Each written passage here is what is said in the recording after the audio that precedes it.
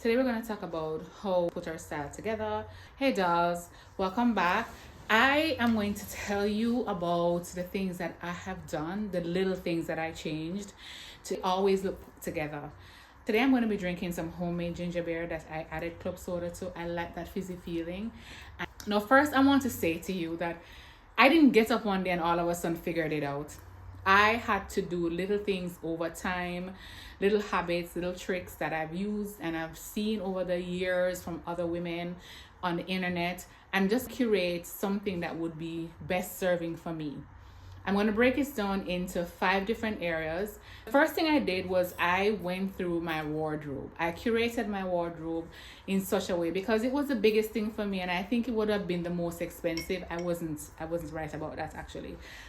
Curating your wardrobe, I found a pretty inexpensive way to do it, because when you look through the things that you have in your wardrobe, it's not about the amount of clothes you have, it's not being able to know how to repurpose them.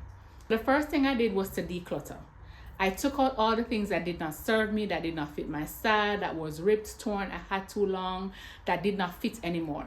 Letting go of that luggage, of that baggage, of all of that was one of the most freeing experiences ever. After I decluttered and I got all the things out of the way that I did not want to have anymore, I went into breaking down my life into things that I did the most. Did I go to the movies a lot? Did I do errands a lot? Did I go to PTA meetings? Did I do dinners a lot? When I broke it down, I realized that I did a lot of errands. I went on the road to get stuff done. I went shopping. I went for coffee. I went to hang out with friends in a day. I went to school program. I needed a lot of errand clothes. I did not always need a dinner dress, so I just bought 1 or 2 that I would need for different occasions. But I figured out essentially what was most important for me, and I bought those first. I focused on what fit well and what fit my shape versus what was trendy. I made sure that it looked good on me. And when I finally started buying, I ensured that I bought one color first. I bought all the pieces that I wanted in black, and then I bought all the same pieces in white, and then I bought the other same pieces in pink because that was my accent color, and then I dabbled into other colors to ensure that I had some variety for different occasions. If you still have issues figuring out what best looks good on you, my suggestion is to go on Pinterest and create mood board. The different styles that you see that are dressed on body types that are similar to yours and complexions that are similar to yours, along with ensuring that you also curate a mood board for different occasions, like going to a wedding, going to dinner, going to the movie. I'm sure that after you've thought about it, you realize that you need more errand clothes, more run around town clothes than you actually need clothes for dinner, date nights, and such like that. We just realized now that you need more errand clothes. You need more elevated casual clothes. You're going to ensure now that you have these 5 items when it comes onto your elevated casual. A button-down shirt, a structured bag, a nice pointy toe shoe, heel sling back, or nice slanders, whichever one floats your boat, doesn't matter. Nice tailored pants to go with all of that, and tasteful jewelry to accentuate all of that. That's all you need to start with. 5 items, 5 sets of items: shirt, a top, a structured bag, nice shoes, nice jewelry. That's about it. Beauty, non-negotiables. Now, we have our standards and we have our boundaries that we've already curated, and we know that about ourselves. But there's also some beauty non-negotiables or some beauty standards that you should also always use, some tendency you should always follow if you want to look put together all the time. I can tell you mine, and then you can curate your own in the comment section and tell me what you think that yours would be. But for me, there are a couple of things that I just do not leave. But for me, there's a couple of things that I just don't leave home without, no matter the situation. My brows are always done. I ensure that I spend time in ensuring that they're waxed or shaved properly, neatly put together. I don't necessarily need to line them, but I would line them most times to make sure that they look together, because the brow frames the face. I never leave home without lip gloss or lipstick or some kind of lip liner, some kind of lip product. I want to ensure that my lips look very presentable, they're moisturized, they're not chapped. It doesn't have to be anything elaborate, but I like a lip gloss and I have a lot of them, and I always ensure that I have them in every bag that I carry. Thirdly, I always ensure that my face is put together in some sort of way. I've spent a lot of time working on my skincare, and if you have skin issues, you need to work on that as well. It doesn't take expensive products to take care of your skin. It takes dedication and a proper routine. Once you're consistent with any particular product that can help you in any small way, you will see the results on your skin. I make sure that my skin is put together, whether it be wearing light makeup or a bare face skin, no matter what. And I never leave home without sunscreen. The older you get, the more your skin gets wrinkled, the more the sun damages your skin. You don't want to have that issue at all. I ensure that no matter what, always have on sunscreen. Let's run that back.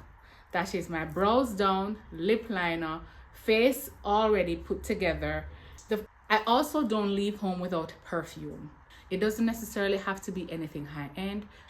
So let's run that all back. That's my brows. Another tiny habit that I ensure that I always do is I always ensure I leave the house smelling like $1 million. It doesn't necessarily have to be anything flamboyant. It doesn't have to be anything expensive. I shop from the haberdashery. I shop from local stores.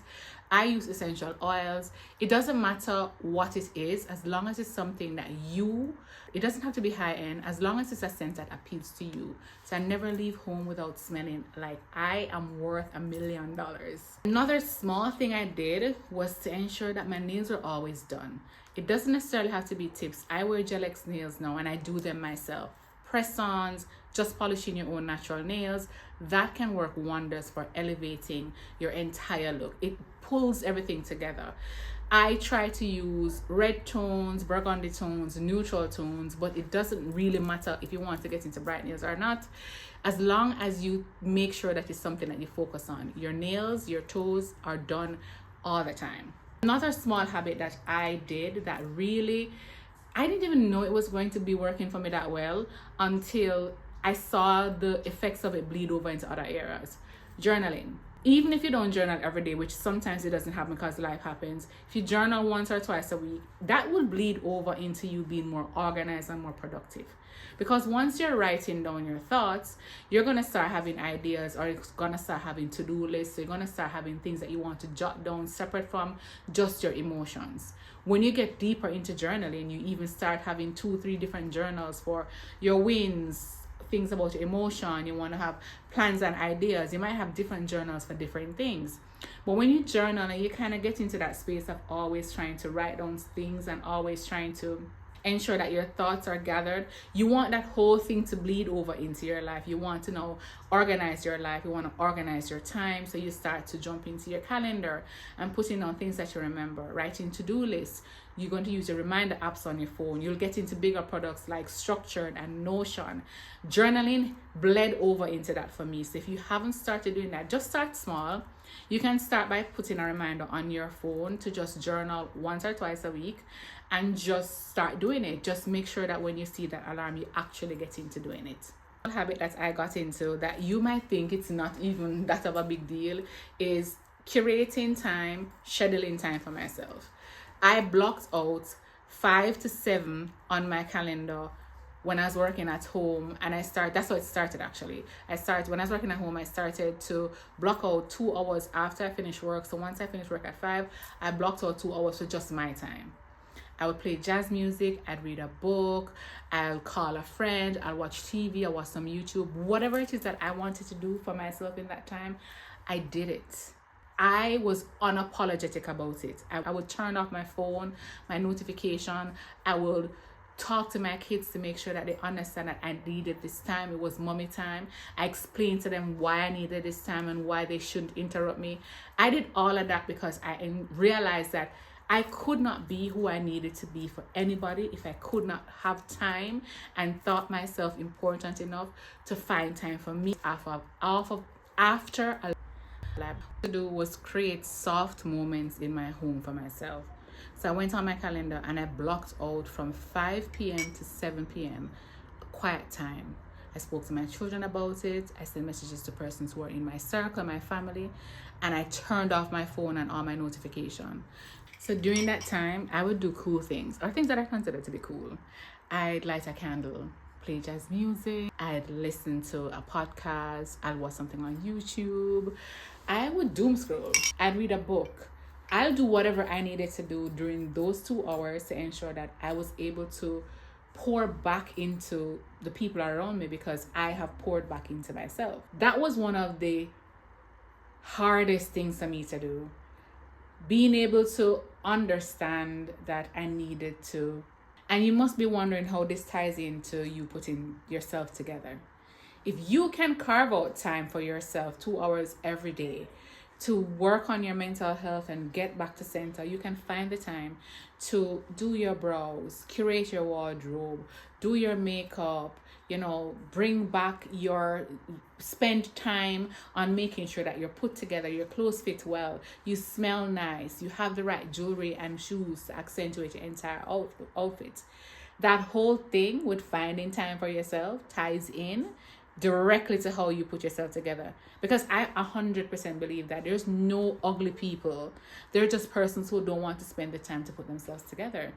Putting yourself together and looking good or looking beautiful has to do with the time and effort you spend into yourself, the way you think and value yourself. Do you think and value yourself enough to spend some time to put yourself together, to curate your wardrobe, to buy the jewelry, to spend the time to deal with your mental health, to say no when you need to say no, because you're putting yourself together is not only about your physical, it's a lot about your mindset and you changing that.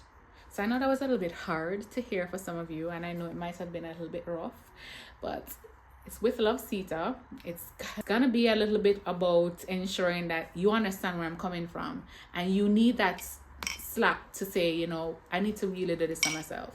It's thunder. It's a thunder. So all these things are really small, but doing these small things will elevate the way you show up in the world for yourself. If you like this kind of content and would love to see more here on YouTube from me, you can leave a black heart in the comment section, and I will see you on the next video. Love you, bye. Cheers.